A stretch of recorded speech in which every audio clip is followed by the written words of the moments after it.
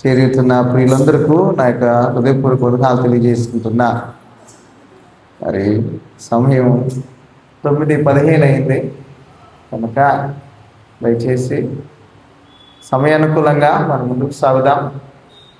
సమయంలో క్లుప్తంగా కొన్ని మాటలను మనం జ్ఞాపకం చేసుకుంటూ దేవుని నామమును మహిమపరుచుకుందాం. దేవుని మహాకృపను బట్టి చేరుతున్న వీళ్ళందరిని బట్టి వందనాలు తెలుస్తుంటున్నా. మరి సమయంలో దేవుని పరిశుద్ధ గ్రంథంలో లూకా రాసిన సువార్త 11వ అధ్యాయము 5 నుండి 8 వచనాలు వరుసగా ఉన్నాయి, చదువుకుందాం.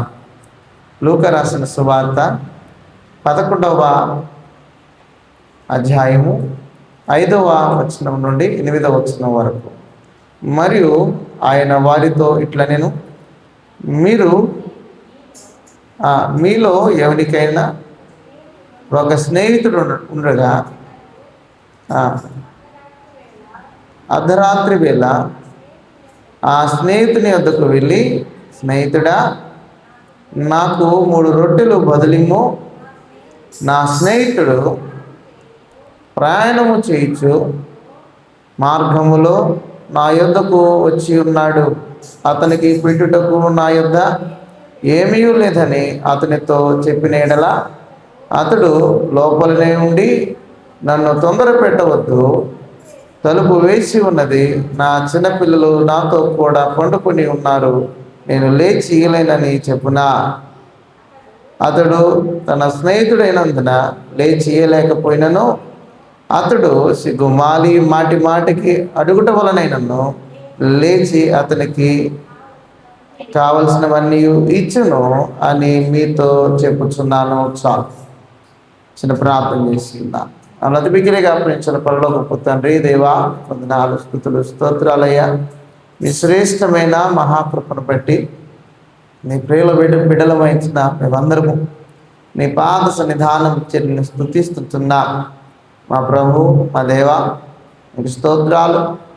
ఈ వాక్యానికై నిలుపుకున్న ఇదిగో తండ్రి, నన్ను చేర్చి కూర్చుకున్న మమ్మల్ని అందరిని బట్టి మీకు స్తోత్రాలు. ఇంతవరకు మా ప్రియులను స్తుతించారు, ప్రార్థించారు, అందరిని బట్టి మీకు స్తోత్రాలు. ఇదిగోనైనా నీ వాక్యానికై ఇదిగో తండ్రి, ఏదో చదివిన లేఖనాన్ని విడిచిన మమ్మల్ని నిలబెట్టుకున్న నన్ను ఈ శిలువచాన్న మరుగుపరిచి నీకు ఇష్టలై నీ వాక్య దీనులై ఉండినందుకై సహాయం చేయండి. ఈ సమయంలో దీవించమని సంఘానికి కావలసిన వనరులను, అనుకున్న కుటుంబాలకు దీవెనలను, ప్రార్థించిన ప్రతి ప్రార్థన, ప్రతి అవసరత, ప్రతి ఇబ్బంది మా దైశ్వర్యంలోని దయచేయమని యేసునామములో వేడుకొనుచున్నాము తండ్రి, ఆమేన్. ప్రియమైన వారులారా, చదువుకున్న దేవుని వాక్య భాగంలో ఇక్కడ అడుగుట, దేవుని అడుగుటలో నున్న ఆ యొక్క స్వాతంత్రము, ఇక్కడ దేవుడే ఆయనకు ఉపమానము చెబుతూ, ఇక్కడ 2 స్నేహితులు వారి యొక్క స్నేహభావాన్ని బట్టి, వారిలో ఉన్న ఆ యొక్క మంచి విశ్వాస్యతను బట్టి వారు చేయలేనిది కూడా వారు చేయగలుగుతూ ఉన్నారు. ప్రారంభం నుండి మనం చూస్తే 5వ వచనములో ఆ మధ్య భాగం నుంచి మనం చూస్తే, మీలో ఎవరికైనా ఒక స్నేహితుడుండగా అతడు అర్ధరాత్రి వేళ ఆ స్నేహితుని వద్దకు వెళ్ళి ఏం చేశాడంట, స్నేహితుడా, నాకు 3 రొట్టెలు బదులిమ్ము. ఆయనకి ఏం కావాలంట, 3 రొట్టెలు కావాలి. దాని కొరకు తన స్నేహితుడి దగ్గరికి పోయాడు. కారణం, తన మరో స్నేహితుడు అర్ధరాత్రి వేళ ప్రయాణమై వెళుతూ ఆయన తన స్నేహితుని దగ్గరికి వచ్చాడు. వారిలో ఉన్న స్నేహభావాన్ని బట్టి వచ్చుటకు కావచ్చు, అడుగుటకు కావచ్చు, ఇచ్చుటకు కావచ్చు, వారి స్నేహాన్ని లేక వారి విశ్వాస్యతను, వారిలో ఉండే ఆ యొక్క అడుగుటలో వారు ఏమయ్యారంటే వారు పొందుకొని ఉన్నారని మనం చూస్తుంటున్నాం. ఆ విషయాన్ని 9వ వచనంలో మనం చూస్తే, అటువలే మీరును అడుగుడి మీకు ఇయ్యబడును, వెదకుడి మీకు దొరుకును, తట్టుడి మీకు తీయబడును, అడుగు ప్రతి వానికి ఇవ్వబడును, వెతుకు వానికి దొరుకును, తట్టు వానికి తీయబడునని మీతో చెప్పుచున్నాను. ఏదైతే అడుగుటలో, వెతుకుటలో లేక తట్టుటలో ప్రియమైన వాళ్ళారా, నిజమైన స్నేహితుడు ఏం చేస్తాడంటే విడివక ప్రేమిస్తాడు. ఒకవేళ ఆ స్నేహితుడు లేకపోయినా ఇక్కడ చెప్పినట్లుగా ఆ సమయాన అయ్యా నాకు ఇవ్వు అని అడిగినప్పుడు అక్కడ అంటున్నాడు, కొన్ని విషయాలను అక్కడ జ్ఞాపకం చేస్తున్నాడు. ఇదిగో నన్ను తొందర పెట్టబాకు, ఇదిగో రాత్రి అయిపోయింది, ఇదిగో నా బిడ్డలు నా దగ్గర ఉన్నారు, నన్ను ఇబ్బంది పెట్టబాకు అని అనగలిగి కూడా తన స్నేహభావాన్ని బట్టి, తన విశ్వాసాన్ని బట్టి, అయ్యో నా స్నేహితుడు నా యొద్దకు వచ్చాడని కదా అక్కడంట సిగ్గు మాలి కదా మాటికి అడుగుట వలనైనను ఆ స్నేహితుడు వచ్చి ఆయనకు కావాల్సింది ఇస్తాడు. కాబట్టి ఇక్కడ ముఖ్యంగా కావాల్సింది ఏంటంటే, అడుగుతున్నారు మంచిదే, ఇక్కడ అనుబంధం కావాలి, స్నేహం కావాలి, సహవాసము కావాలి. ఒకవేళ దేవునిలో సహవాసము లేకపోతే, స్నేహం లేకపోతే, విశ్వాసము లేకపోతే అడుగుటలో కదా ఏమవుతామంటే విఫలమవుతాం. ప్రియమైన వారులారా, అందుకే ఏమై ఉండాలంటే అక్కడ ప్రారంభంలో చదువుకున్నట్లుగా, మీలో ఎవరికైనా ఒక స్నేహితుడు ఉండగా అతడు అర్ధరాత్రి వేళ ఆ స్నేహితుని యొద్దకు వెళ్ళి, ఎక్కడికి వెళ్ళాడట? స్నేహితుని దగ్గరికి వెళ్ళాడు, పరాయుని దగ్గరికి పోలా, ఎక్కడికి పోయాడు? స్నేహితుడి దగ్గరికి వెళ్ళాడు. అలాగైతే మనకు వచ్చిన సమస్యను బట్టి కదా మనం కూడా ఏం చేస్తామంటే, మొదట స్నేహితులకే మన కష్టాలు చెప్పుకునే దానికి ఇష్టపడతాం. భర్త ఉన్నాడు, భార్య ఉంది, లేక తల్లిదండ్రులు ఉన్నారు, బిడ్డలు ఉన్నారు, కానీ ఆ నిజంగా విశ్వాసం ఉంచిన ఆ స్నేహితునికి తన కష్టాన్ని చెప్పుకుంటాడు. వయసు భేదం లేదు, కానీ ఆ స్నేహభావాన్ని బట్టి ఇక్కడ ఏమవుతుందనంటే వెళ్ళి తన కష్టాన్ని చెప్పుకుంటున్నాడు. అలాగైతే ప్రియమైన వాళ్ళారా, దేవునితో మనం ఎలా అడగాలంటే ఒక స్నేహితుని వలె అడగాలి. ఆ స్నేహితుని వలె మనం అడిగినప్పుడు, సహవాసము చేసినప్పుడు దాన్ని మనం పొందుకుంటాం. అక్కడ అన్నట్లుగా ఇయ్యలేకపోయినా సిగ్గుమాలి మాటికి అడుగుట వలనైనను అతనికి కావాల్సింది ఇచ్చి పంపిస్తాడు. ఇక్కడ మనం కూడా దేవునితో స్నేహం చేయాలి. దేవునితో స్నేహం అంటే ఏం చేయాలంటారు? అమ్మా, సంవత్సరానికి ఒకసారి కనపడే స్నేహితులతో పెద్ద రిలేషన్ ఏమి ఉండదు కదా. స్నేహితులు అంటే ఎలా ఉంటారంటే రోజు కలుస్తారు కదా, కారణాలు ఏమి ఉండవు వాళ్ళకేం కారణాలు ఏమి ఉండవు. వాళ్ళకి కారణం ఏంటంటే, కారణం పుడుతుంది వాళ్ళకి కలవాలంటే. అరే ఏం చేస్తున్నావు అంటే, ఏదో పనిలో ఉన్నాను, అయితే ఖాళీ అయితే ఫోన్ చేయి అంటాడు. నాకున్న పరిస్థితి చెప్తున్నా, ఖాళీ అయితే ఫోన్ చేయి. ఏం చేస్తున్నావు? ఖాళీగా అయితే రా బయటికి అంటాడు. కారణమేం లేదు, అటపోతారా, ఇదాదోరా, లేకపోతే మా ఇంటికి రా, లేకపోతే మీ ఇంటికి వస్తున్నా, లేకపోతే ఫలానా సమయాన్ని ఫలానా దగ్గర మనం కలుద్దాం. తరచుగా వారి స్నేహాన్ని వారు పెంపొందించుకుంటున్నారు, లేక వారి ఆ సహవాసములో వారు అన్ని విషయాలను వారు చెప్పుకుంటున్నారు.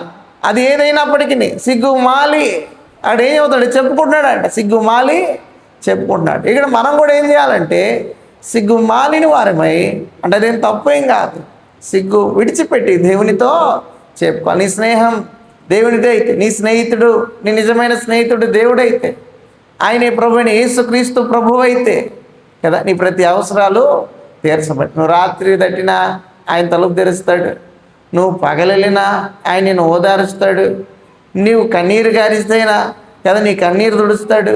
ప్రియమైన వాళ్ళారా, నీకేం కావాలో, నీకేం అవసరమో నువ్వు అడిగి దాన్ని తెచ్చుకునేవాడిగా ఉంటావు. సమయంతో సందర్భాలతో అవసరం లేదు. నువ్వు ఎప్పుడు మోకరించి ప్రభువా నన్ను కనికరించని నువ్వు మొరపెడితే ప్రభు తక్షణమే నీ అవసరతను తీరుస్తాడు. కాబట్టి ఏం కావాలంటే సహవాసము కావాలి కదా. ఎప్పుడో కదా వారానికో నెలకో కదా ఇలాంటి కూడికలప్పుడు కాదు, కానీ తరచుగా ఆయనతో మాట్లాడాలి, తరచుగా ఆయనను పిలవాలి, తరచుగా ఆయనతో సంధించాలి, ఆయనతో స్నేహించాలి.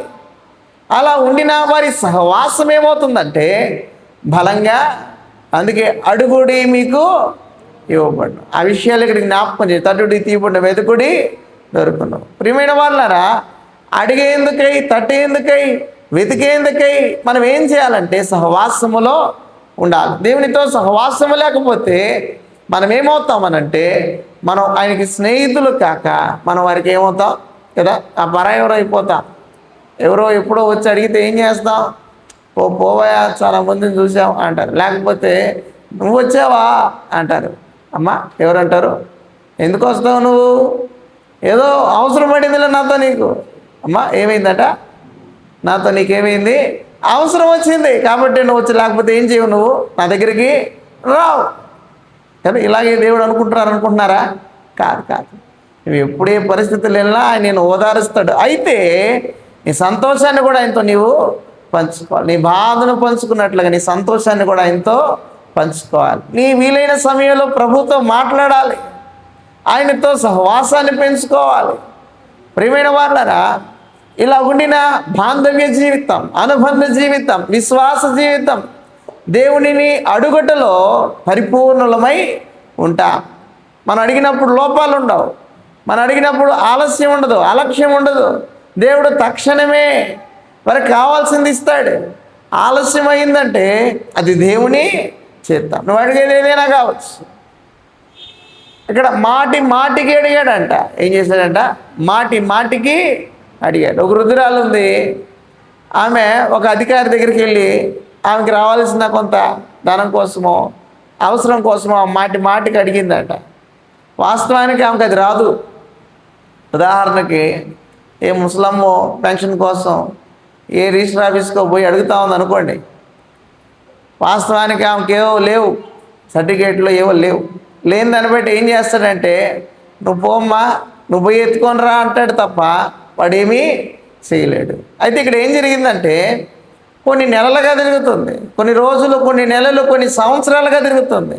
అయ్యా నువ్వేదో ఒకటి చెయ్యి, నాకు సహాయమో చెయ్యి, నువ్వేదో ఒకటి చెయ్యి, నాకు అది వచ్చేలాగా చెయ్యి. నిజంగా అతను ఏం చేస్తాడంటారు? అతను పనిని కూడా మానుకొని ఆమెకు కావాల్సిందేందో, ఆమెకు అవసరమైందేందో ముందు దాన్ని సిద్ధపరిచి ఆమెకి రావాల్సింది ఆమెకి వచ్చేలాగా చేస్తాడు. అలాగే అధికారి ఏం చేశాడంటే, ఆమె మాటికి అడిగిందట, మాటికి ఆయన దగ్గరికి వెళ్ళిందట. ఆమెకి రానిది, ఆమెకి కానిది కూడా ముందు కదా, రావాల్సిన వాడిని కూడా ఆపి ఆమెకి ఇచ్చి పంపించండి ముందు. ఎందుకనంటే ఆమె మాటికి నన్ను అడిగింది. ప్రియమైన వాళ్ళారా, సిగ్గుమాలి అడగాలి కదా. ఇక్కడ ఏం చేయాలంట?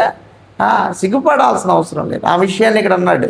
ఆ స్నేహితుడు తన స్నేహితునితో మాటికి అడిగాడంట, సిగ్గుమాలి అడిగాడంట. సిగ్గుపడాల్సిన అవసరం లేదు కదా.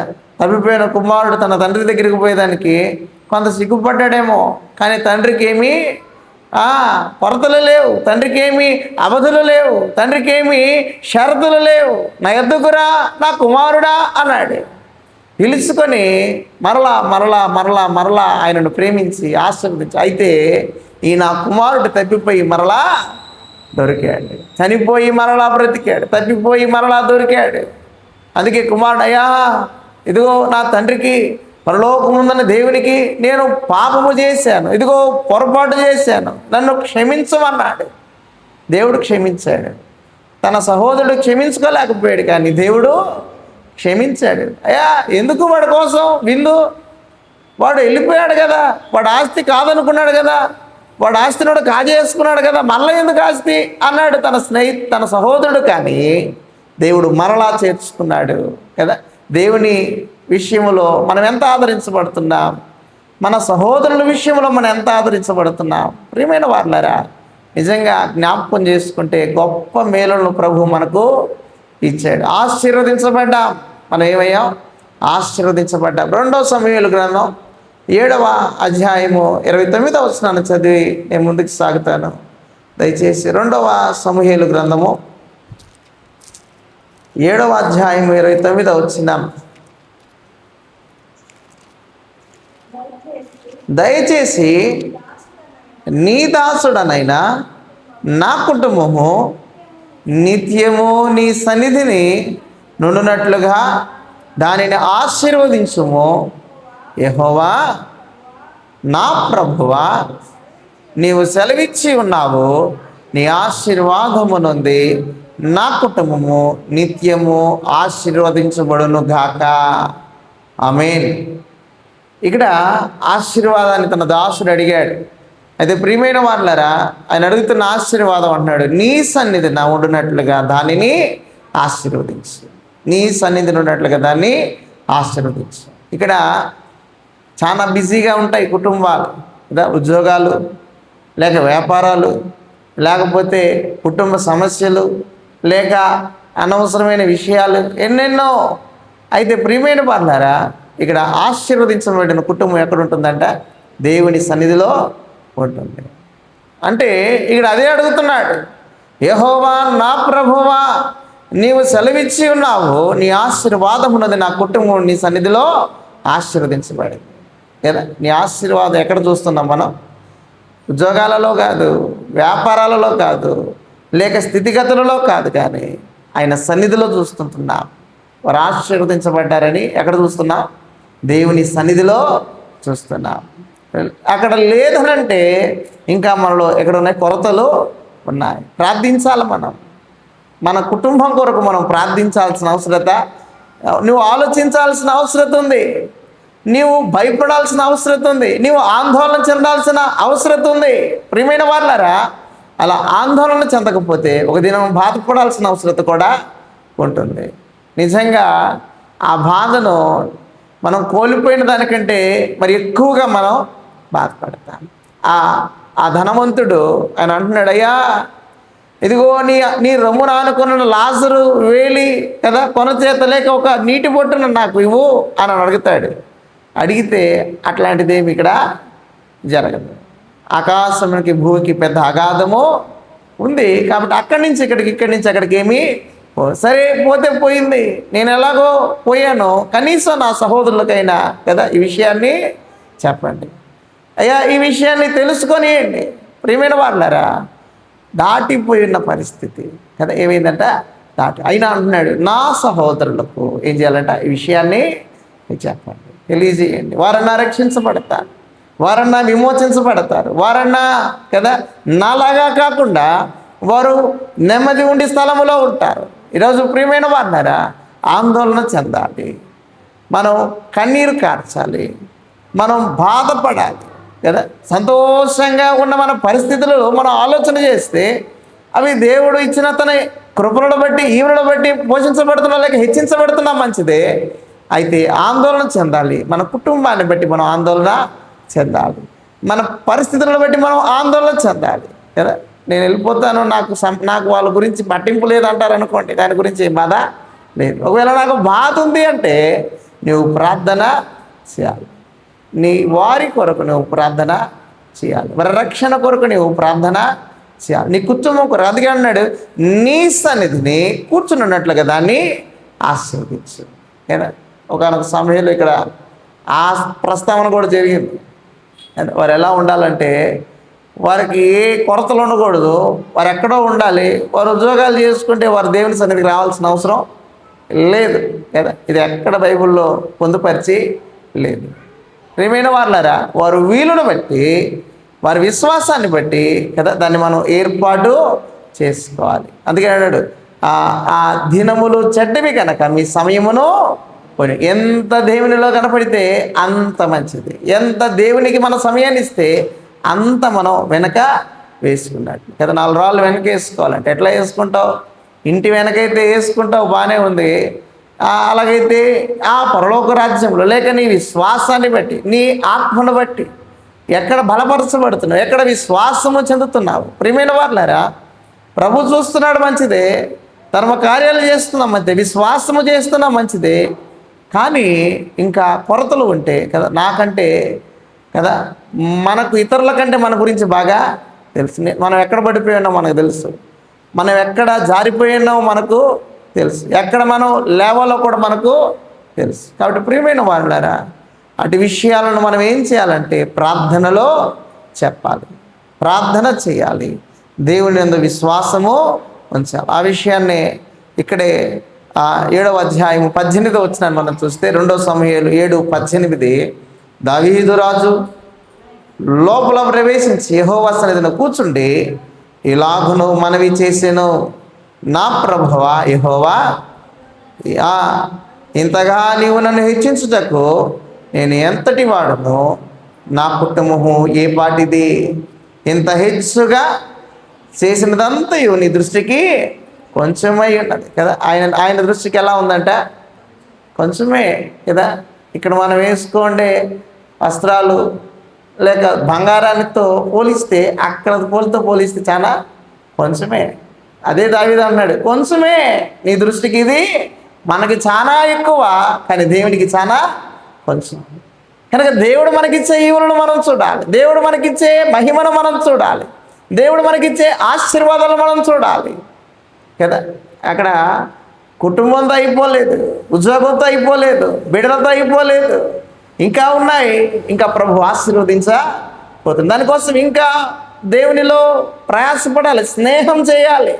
నువ్వు అడిగినది చేయాలంటే, నువ్వు అడిగినది కావాలంటే స్నేహము చేయాలి. స్నేహం లేకపోతే అమ్మా ఆ పక్కింటికి పోయి ఏదైనా ఎత్తుకున్నానంటే ఏం చేస్తాం? కనీసం గేటు కూడా తెరవదు కదా. ఆ కరోనా దినాల్లో మనం చూస్తే అయినోడు కూడా దూరం వెళ్ళిపోయాడు. అయ్యా కనికరించండి, కృప చూపండి, లేకపోతే సహాయం చేయండి అంటే దిక్కులేదు. హాస్పిటల్ చూస్తే భయంకరమైన పరిస్థితులు, ఎందరో కొనిపోయారు.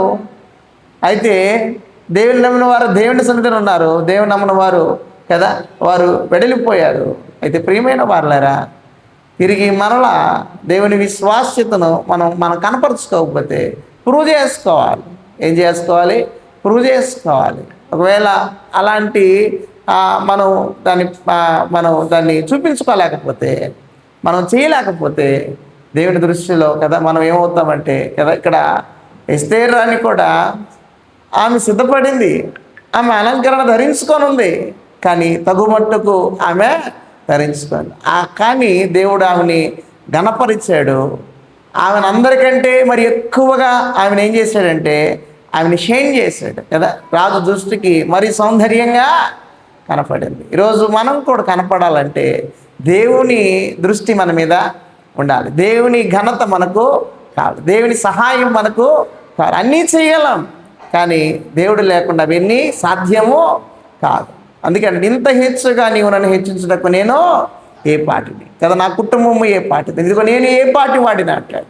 కనుక గ్రహించాలి, ప్రియమైన వాళ్ళారా, గమనించాలి.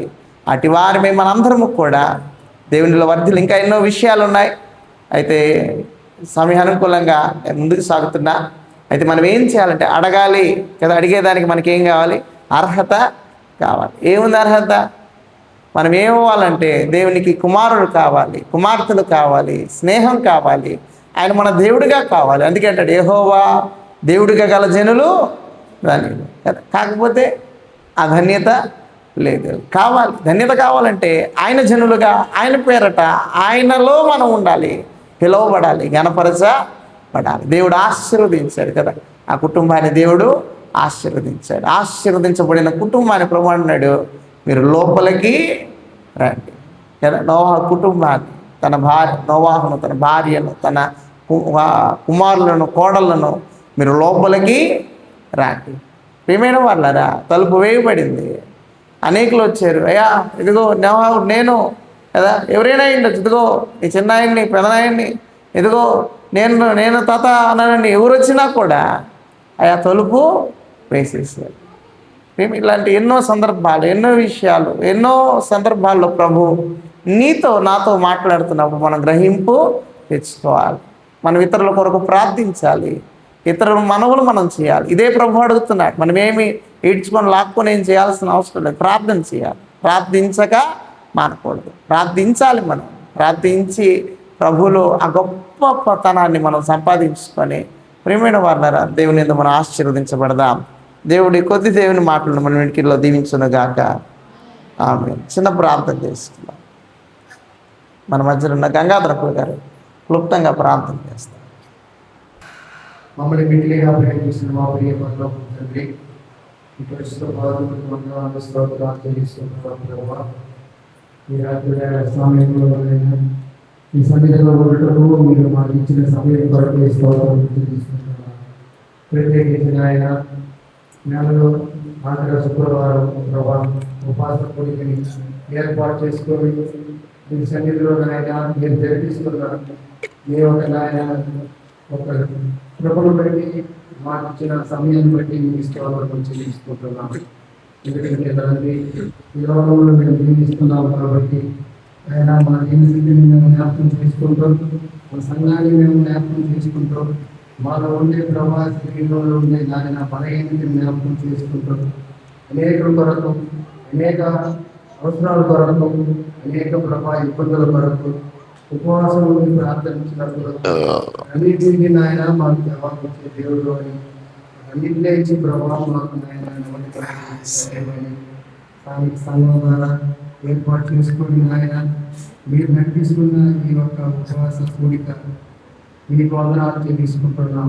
అనేక మార్లు అనేక సార్లు మందిరంలో ఆయన అనేక హెచ్చరించినా కానీ తండ్రి వారు లోపడిన ఆయన వాళ్ళ జీవితాల ప్రభావం పొందుతున్నారు. తండ్రి మీరే నాయన వాళ్ళతో మాట్లాడండి. ఈ కార్యములు ప్రభావ చేసేదాన్ని వాళ్ళకి ఈ లోకంలో మమ్మల్ని ప్రేమించారు. మీరు ప్రభా మీ రక్తం ఇచ్చి మమ్మల్ని కొడుకులో కాదు అది మార్నింగ్ కన్ఫర్మ్ అన్న, అది పొద్దున్నే 5 గంటలకంతా బయలుదేరేసింది. వస్తాను, బండి తీసుకొస్తాను. సరే, నాకు ఒక ఫోన్ చేయండి అన్న, మీదే 4:30 చేస్తారా? చేయండి. చేయండి. ఓకే, మీకు లొకేషన్ అయి పెడతాను. ఓకే. ఆశీర్వదించి జీవించండి. ఏదైనా దాంట్లో ప్రభావితపడిన వారిని మరొక దినాన్న ఉపవాస ప్రార్థన గుడిలో ఉండగలగటకు ఇప్పుడు చూపించమని వేడుకుంటున్నాం. ఈ యొక్క ప్రభావాలు చక్కగా నాయన మాకు పడారు, చక్కగా నాయన ప్రార్థన చేశారు.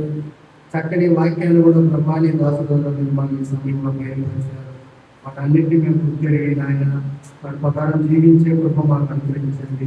ప్రత్యేకించిన ఆయన మా సంఘంలో ఎవరెవరికి ఏమేమి అవసరం అక్కర్లు ఉన్నాయో వాటన్నిటి కొరకు నాయన ప్రార్థన చేశారు.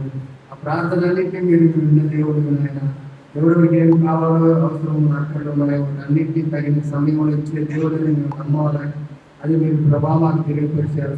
దాన్ని గుర్తిరిగి దాని ప్రకారం నాయన మేము ప్రార్థించేవారుగా ఉంటున్నాము. మీ గురించి నడిపించి మేము వేడుకుంటూ ఈ రాత్రి వేళ సమయంలో నాయన మరొకసారి మీ యొక్క పాదాల సంతులో నాయన మమ్మల్ని మేము సమర్పించుకుంటూ మీరు ఇచ్చిన ఆజ్ఞలన్నింటినీ మేము నెరవేర్చే వారిగా సహాయం చూపుతున్నాము.